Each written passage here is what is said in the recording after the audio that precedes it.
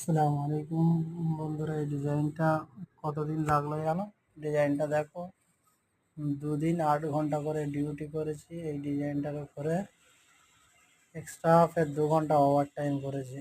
এই সামান্য ডিজাইনটা দেখো, আপনাদের হাতে কতক্ষণ লাগবে এই ডিজাইনটা একটু কমেন্ট করে জানাবেন।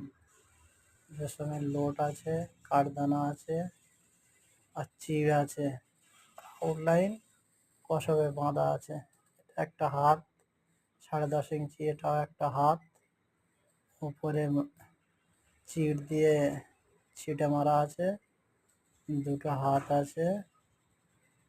এটা হচ্ছে ফ্রন্ট নেক হাফ আছে, এটা পুরোটাই হাফ আছে। এটা হচ্ছে ফ্রন্ট নেক, 1 ইঞ্চি করে কাজ করা আছে, হাতটা একটু বেশি আছে।